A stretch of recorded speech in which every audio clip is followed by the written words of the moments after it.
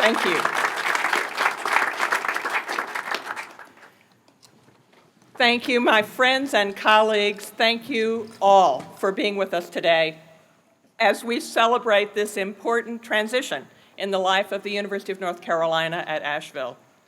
As the individual who is doing the transitioning, I hope you'll allow me to extend a personal welcome and thank you to so many friends of mine and of the universities who have taken the time to join us at this ceremony today.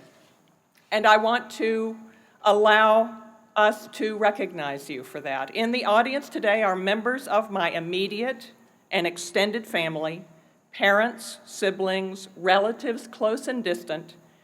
Friends for decades are here. There are many in this audience who knew me when I was a girl. These are the folks who remember the brief time in my life when I was actually shorter than most people around me. There are also teaching colleagues, graduate school friends, longtime mentors, honors colleagues, extraordinary people I have worked with, former students, fellow mystery lovers, and bicycling friends from all around the country. There are people here from Beaver Lake to the Block, from Biltmore Forest to Burnsville, from Swannanoa to Silva. But UNC Asheville's installation of a new chancellor has also brought educators and those who care about higher education from Fargo and Fayetteville, from Lake Sunapee and Lake Lure, from New York and New Bern, from Washington, D.C. and Wilmington. It is a true joy and an honor to be the reason that we're all here in this place together today, from all across this state and from all across the country. So that all of us can recognize you, I would like you to stand. If you have ever invited me to dinner at your house, if you have studied with me or worked with me or coached me or taught me or served as a trustee or a colleague at other colleges and universities that I have served, or if you're related to me. And in short, if you have known me for longer than a year and cared enough about UNC Asheville to come to this university today, please stand.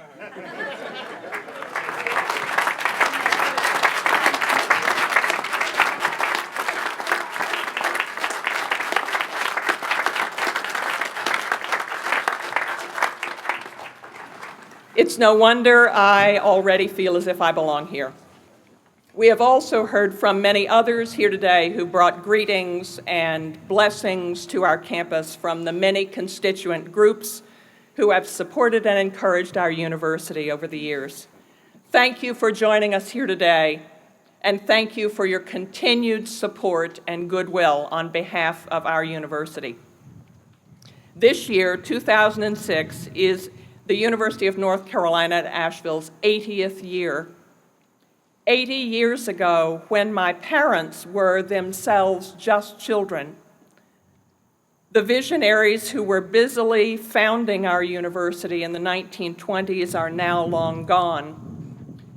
About 40 years ago, when we were awarding our first baccalaureate degree and we were preparing our campus to take its place within the University of North Carolina system, Bill Friday and Chancellor Highsmith and the Landon Robertses and the Rhodes family and Louis Lipinski and Virginia Dameron and John Reynolds and Manley Wright and Bruce Elmore were among the many who were there. Some of these founders or their descendants are here today with us. These founders, in their wisdom and vision, were preparing us for this day here at UNC Asheville. I know that I express for all of us today a profound gratitude to those of you who recognize that Asheville needed a university, that our citizens of North Carolina all across the state were ready for a campus with this distinctive vision, and that North Carolina deserved the finest public liberal arts university anywhere. What was begun in the years before the Great Depression as an essential education for local folk became a premier educational opportunity for students throughout the region. Now, of course, UNC Asheville students come from all across the state to North Carolina's public liberal arts university, known nationally for our academic quality, especially in the liberal arts and sciences. Our humanities program, our integrative liberal studies program, and our undergraduate research program are admired as the finest anywhere. I do not need to recite for you the wide array of distinctions and placements UNC Asheville earns each year in the national rankings for quality and value. We are pleased, but not surprised, when the rest of the academic community and those who make it their business to monitor the academic community recommend UNC Asheville to each successive generation of students. Today, as we come together to celebrate the true splendor of our university, I urge you to notice the many ways that we at UNC Asheville practice, in fact, live the liberal arts tradition. This week, as we celebrated this transition for our university, our abundant creativity and academic excellence are made manifest. Literary readings by our distinguished faculty and visitors, commemorations of important historical events, tours of green buildings that have earned us statewide awards for energy conservation and sustainability, highlights from the nationally acclaimed North Carolina Center for Creative Retirement, hundreds of students volunteering in ACT in Asheville, student art exhibitions, family weekend, an original play that itself embodies the liberal arts in its collaboration among writers, dancers, musicians, and the most ancient of Sumerian tales. Business and political and economic leaders sharing their expertise with us. Mountain traditions, vibrant music, the beauty of our campus and the setting for learning it provides, and the ongoing involvement of longtime friends, neighbors, alumni, and supporters.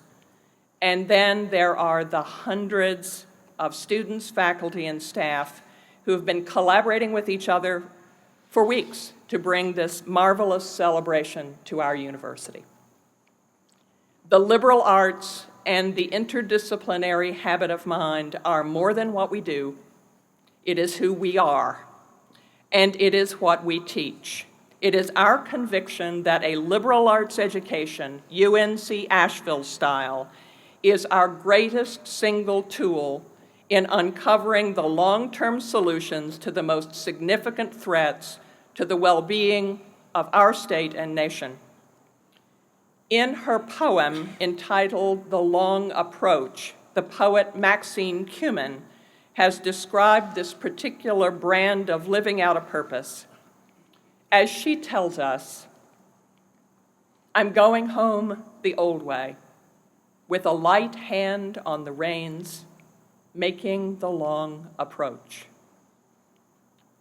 Nowhere in higher education is there a better example of how best to make the long approach, to find the long-term solutions, than in the liberal arts. One of our newly tenured faculty members, Horace Maxiel, has a new baby born this summer, a child named Nathan.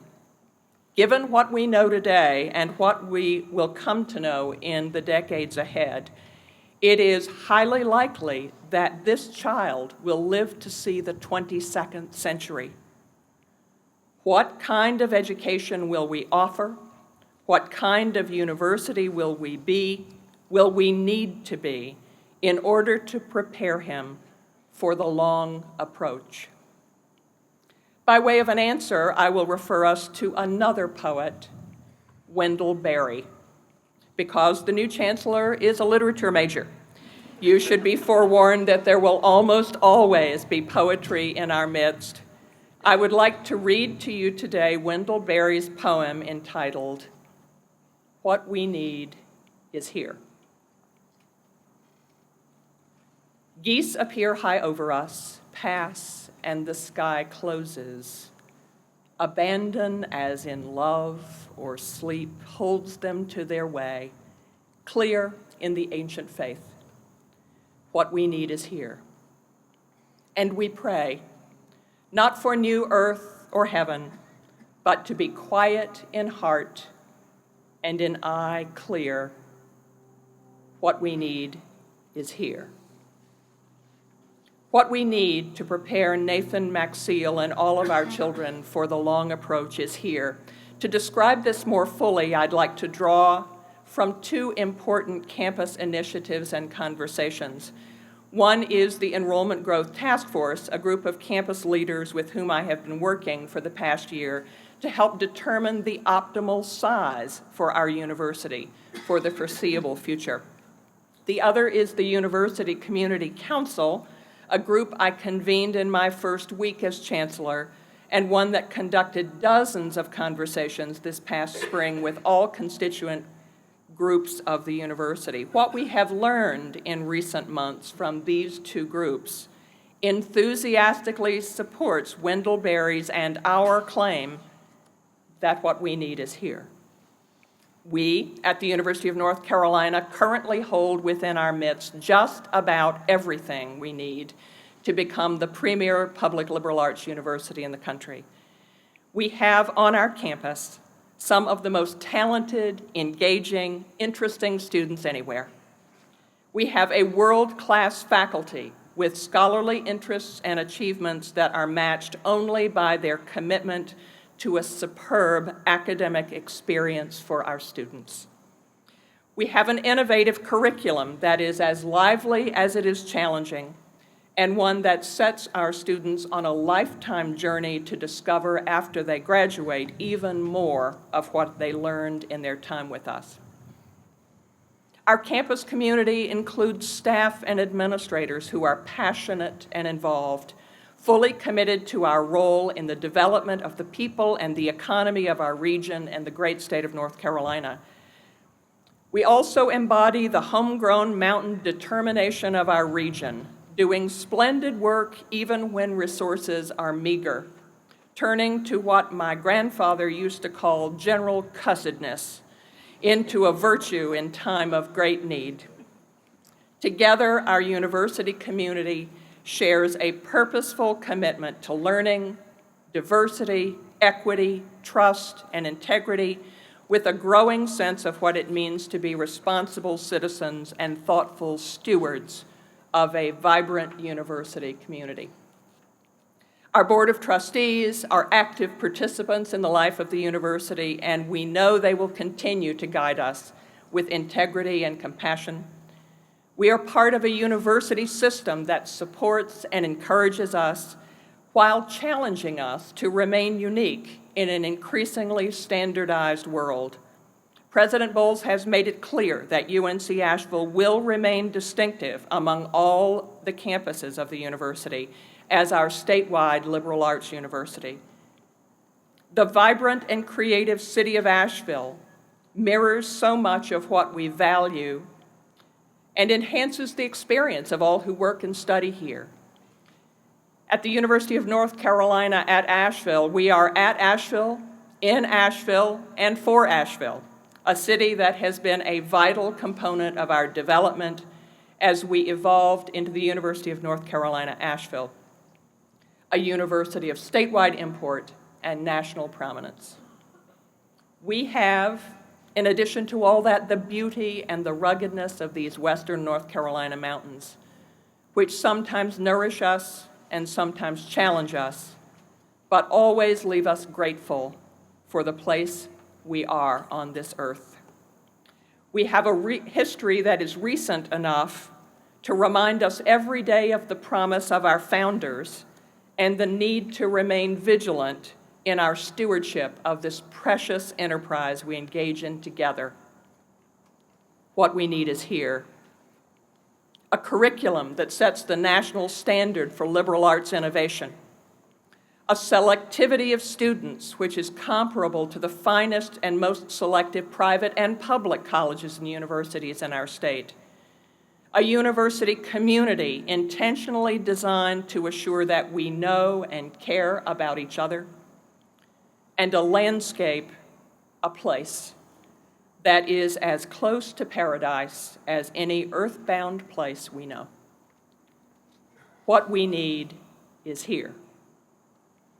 Within our reach are the remaining factors that will help us become the kind of university that others have started and that we have been building for 80 years. We are poised and we are ready. Now a university of national caliber, serving academically accomplished North Carolinians statewide, the University of North Carolina at Asheville continues to resolve and focus on the education and development of individual students. It is entirely appropriate, then, that our ceremony today start and end with students. Just before we sing the alma mater, we will hear from the president of our Student Government Association, John Knorr. He is intentionally in the preferred position of final speaker. He frames this ceremony with other student leaders, those who led the procession at the beginning of the ceremony. And so it is at UNC Asheville. Horace's child, Nathan, and all our children deserve the quality educational environment in which UNC Asheville students like John Knorr have come to thrive. Nathan's well-being and our obligation to him and to children throughout North Carolina is our concern, our greatest and most urgent concern. At UNC Asheville, we know what we must do. Nowhere is there a more useful enterprise, nowhere a more pertinent preparation. A liberal arts and sciences education is valuable, not merely within an economic definition of prosperity, but as the preparation, the investment that children of today will need for the world they will find, the world they will make in the remainder of this century. Here at UNC Asheville, we as educators and as liberal arts and sciences thinkers become catalysts for economic and social development, especially the development of human capacity. In his newest thinking, Thomas Friedman, the author of The World is Flat, predicts that people from all over the world will soon compete, collaborate, do business, and solve problems in significant new ways. In his new work, he outlines 3 requirements for those who will fill the roles of the future. Those 3 requirements are knowing how to learn, high emotional intelligence, and a facility for creativity and analysis in equal measure. So you see, it is not just literature majors and UNC Asheville faculty and anguished poets who hold the liberal arts in such sacred esteem. We are hearing the urgent call from the most progressive economists, business leaders, and thinkers for educated individuals who can collaborate, leverage, negotiate, synthesize, explain, reason, and adapt. These are all byproducts, all demonstrable outcomes of a liberal arts education. The excellence and appropriateness and power of a liberal arts education is not a short-term goal. The economy and the leverage provided by a liberal arts education is so crucial, it deserves the weight and the force that is only available by taking the long approach. What is the opportunity then which is distinctively ours in this place?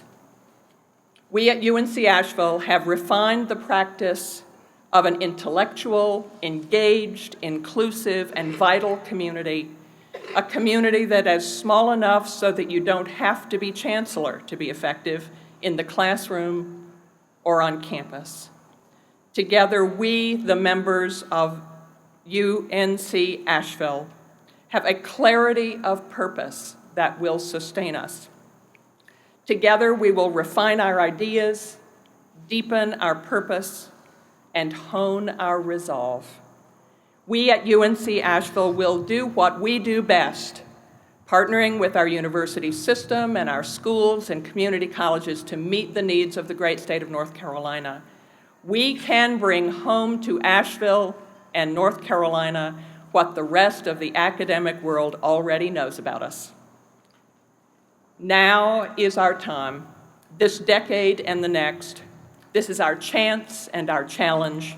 With Erskine Bowles as president of our university system, we will do our part to assure that North Carolina continues to be the state where the weak grow strong and the strong grow great.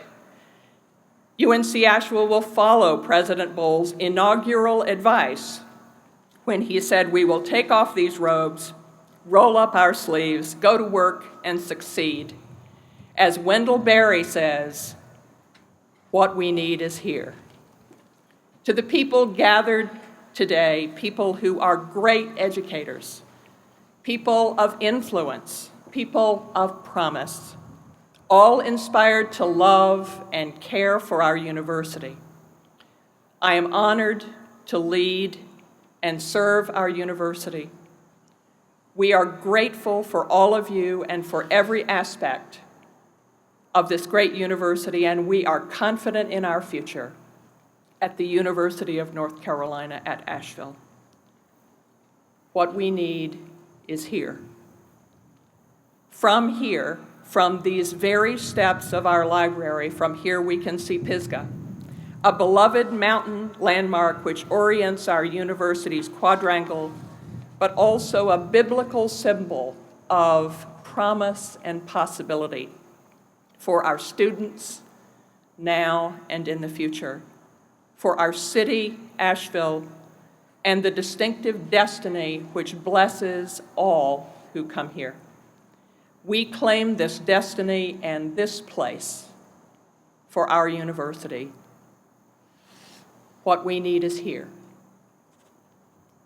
Generations before us and generations ahead deserve and expect the finest we can offer. It will require patience and resolve to maintain our commitment to the long-term solutions, to follow the beacon of our liberal arts tradition in making the long approach. Strong, rooted, ours, now, right here at the University of North Carolina at Asheville. And we pray, not for new earth or heaven, but to be quiet in heart and an eye clear. What we need is here.